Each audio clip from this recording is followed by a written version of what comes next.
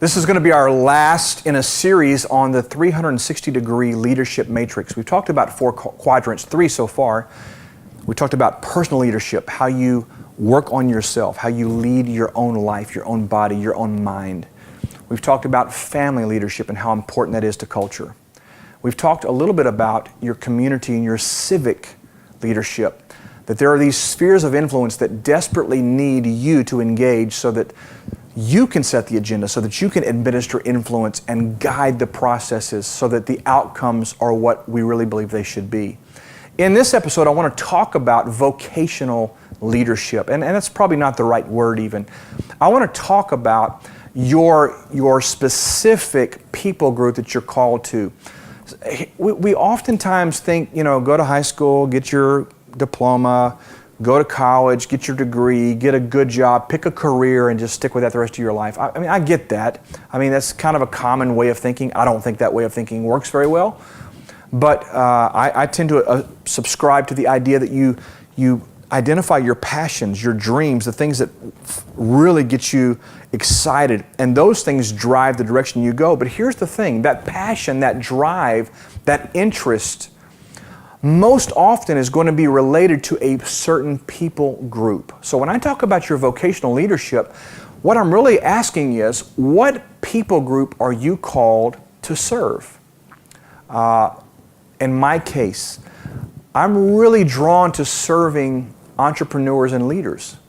Anyone who is aspiring to be an influencer, I really feel like God's equipped me to come alongside of them in various seasons of their life and pour into them and help them to become bigger, to grow into a greater capacity, to be launched into a different place of influence. That's what I do, and that's what I love doing. My son absolutely loves young junior high aged kids. He has a real heart to see these kids mentored, to come alongside them, to encourage them through these difficult phases of life. In fact, he loves using the arts to do that. My daughter's the same way. She's a mentor. She's been mentoring other kids younger than her since she was 13, 14 years old. So you have to identify, what is my area in which I can make the highest and best contribution? What people group am I called to serve? When I think about that, for me, when I think about pastors, I'm just going to tell you, when I think about pastors and the things they deal with, things they go through, the things they're challenged with, the isolation they feel, apart from the kind of help they really need to grow and to be healthy, my heart breaks. And so my vocational leadership emphasis is always applied toward those leaders that need what I have. So question number 1, what do you have to offer? Number 2, what people group do you feel as though you're called to serve? In your past experiences, where do you see the highest and best results? If you think about the people you've served and helped along the way, what are some of the big testimonials that rise to the level of, okay, man, when I did that thing, that worked. It made a difference.